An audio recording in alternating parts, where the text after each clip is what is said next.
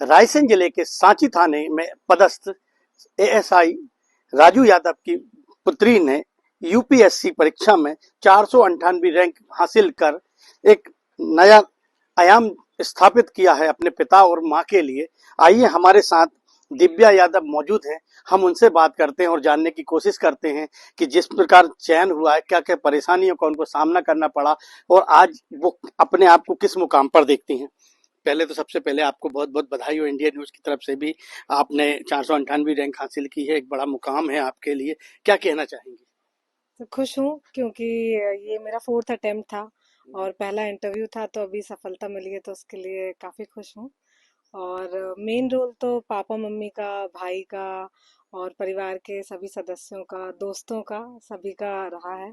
Teachers का भी काफ़ी योगदान रहा है, तो उन्हीं को है। और सर्वप्रथम तो भगवान को ही देना चाहूँगी। क्या जब आप परीक्षा की तैयारी कर रही थी तो क्या क्या चुनौतियां आई, क्या कभी कभी कैसे हादसे हुए या परिवार में कोई खुशी का माहौल है तो सबकी कुर्बानी दी और फिर आखिर में एक जज्बा था, क्या लगता है।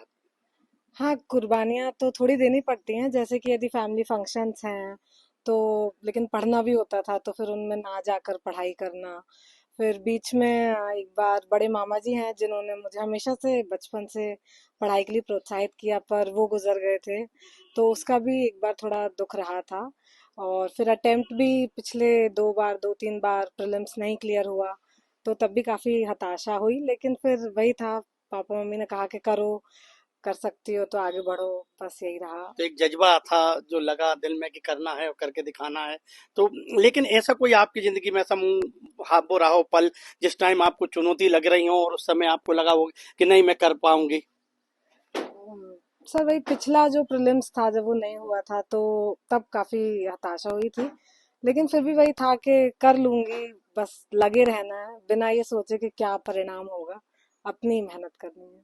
अपनी सफलता के श्रेय किसको देना चाहती हैं। सबसे पहले तो भगवान को ही देना चाहूंगी, और माता पिता, परिवार में मेरा भाई है और मेरी बुआ जी हैं, सभी लोग हैं, सभी ने मुझे हमेशा सपोर्ट किया बचपन से ही।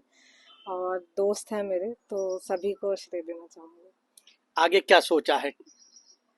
आगे अब यही है कि ट्रेनिंग रहेगी तो ट्रेनिंग ज्वाइन करना है और सर्विस में अपना पूर्ण देना है, जैसे मेरे पापा उनकी सर्विस में देते आए हैं, यही सोचा है। तो ये हमारे साथ दिव्या यादव मौजूद थी जिनका कहना था कि मैं अपना सब कुछ सर्विस में दूंगी, जैसे मेरे पापा सर्विस में लगे वो लगे हैं देश के लिए, वैसे मैं भी करना चाहूंगी। वहीं मैं आपको यहाँ पर बताना चाहूंगा कि एक छोटा सा बात जैसे बताना चाहूंगा कि एक बार परिवार में गमी हो गई थी, उसके बाद भी दिव्या ने हिम्मत नहीं हारी। जो उसके मामा जो उसको हमेशा उत्साहवर्धन करते थे, उसकी उनकी देहांत हो गया अचानक, लेकिन दिव्या ने हिम्मत नहीं हारी और वो परीक्षा में पास होकर उन्होंने दिखाया। यूपीएससी में एक बार रिजल्ट में पास होकर उन्होंने बताया कि अगर मेहनत करो आप, या आप एक उम्मीद दृढ़ निश्चय कर लो कि मुझे सफलता में लेना है, तो निश्चित रूप से अगर आप तैयारियां करोगे, आप हिम्मत नहीं हारोगे, तो आपको सफलता मिलेगी।